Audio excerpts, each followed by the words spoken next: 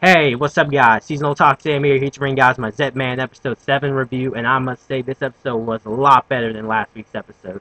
I mean, this episode pretty much had a good mixture of both dialogue and action, while last week's episode, like I said in my episode 6 review, it pretty much felt like the dialogue just took over, and I would say the highlight of last week's episode was Jin transforming into his complete form at the very end of the episode. But but yeah, just Jin and this episode pretty much reinforced how much of a badass Jin is.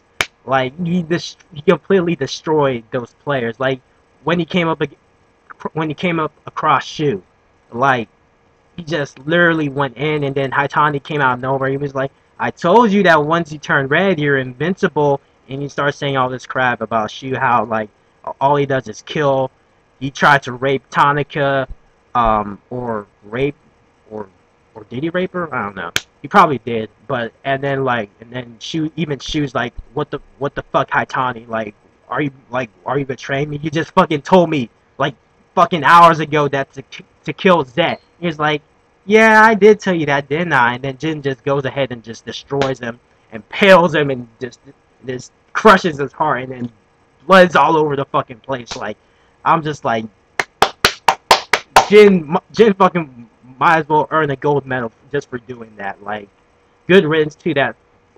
I'm sorry, out of those two crap players, I would say I hate Shu the most. Like, the other ones, I really don't really care for them really that much, but Shu just nah.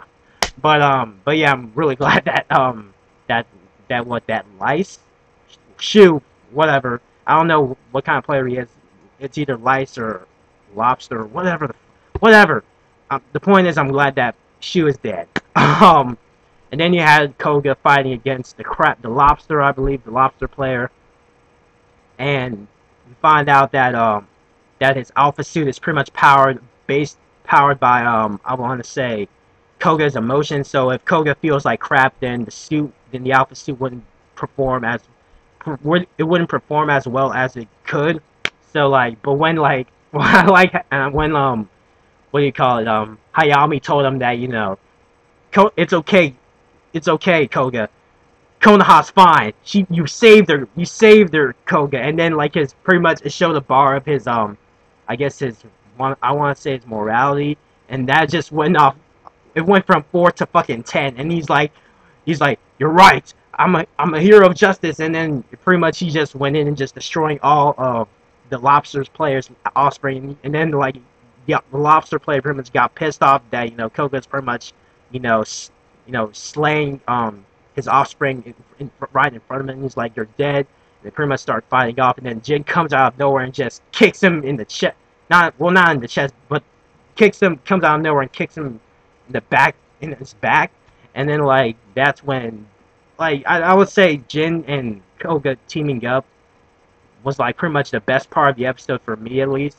Like, because it was pretty nice seeing Jin and Koga teaming up and just killing off the Lobster players offspring left and right.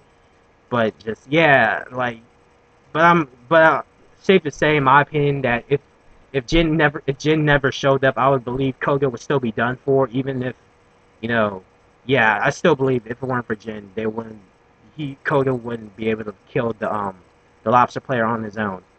So yeah, they pretty much destroy some of his offspring, and then you know the Lobster player pretty much is like pretty much getting pissed off as to like why Jin is siding with the humans, because pretty much he's saying the stuff that we already know, that the humans created the players for entertainment purposes, and then blah blah blah. But Jin was like, I don't give a shit. Like, I'm gonna kill you if I want to kill you, because like you're just fucking up humans, even though humans were the ones that pretty much created them in the first place to become killing machines for entertainment purposes. But still, he was like, I don't give a shit about that. I'm gonna kill you because because you try to kill Konoha. So yeah, so they end up killing him. And then Jin pretty much breaks out of his pretty much, yeah,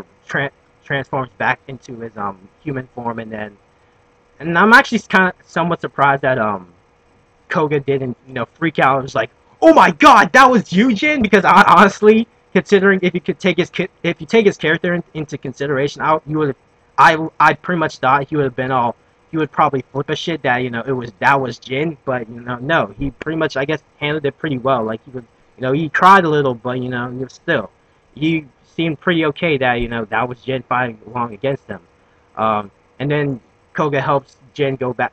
Yeah, he pretty much, Koga helps Jin go back to his place, and then finds out that, then they find that they see the place is completely trashed, and then they see a naked Tanaka, which I'm assuming that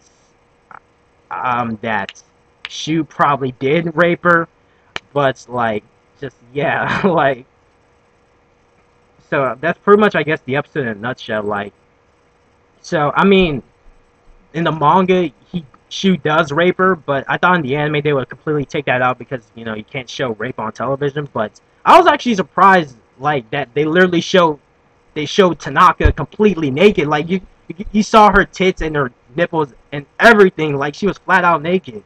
I would have thought they would at least censor it, but no. Like, I mean, I know ZETMAN airs on a very, very, very late time slot in Japan, but damn, like, I didn't think they would be able to get away with that. But then again, they showed Akemi naked, but Akemi, they didn't show her nipples, but whatever. Just don't, but just, yeah, I really didn't see that come. I didn't really expect for them to show, you know, Tanaka literally in the nude. But yeah, next episode seems pretty interesting because I believe the title of the next episode is A Normal Family. So, and I know how that's what's going to lead. What's that going to? I don't want to say, I don't know, because then again they could cut that scene out. For anyone who reads the manga, you probably know what I'm talking about.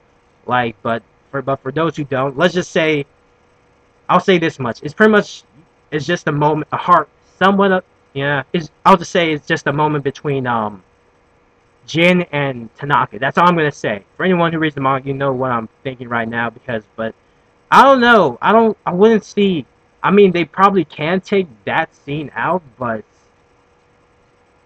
I don't. I mean, but if they do take it out, it would be kind of just, I don't know. Like, because that scene, I don't want to I don't want to say that scene's very, very important to the story, but still, it would be kind of retarded if they completely took out that scene with Tanaka and Jin they out. So anyway, what do you guys think about this episode? I thought this episode was phenomenal. Leave any comments below regarding this episode or ZETMAN in general, and I'll see you guys in my episode 8 review next week. So thank you guys for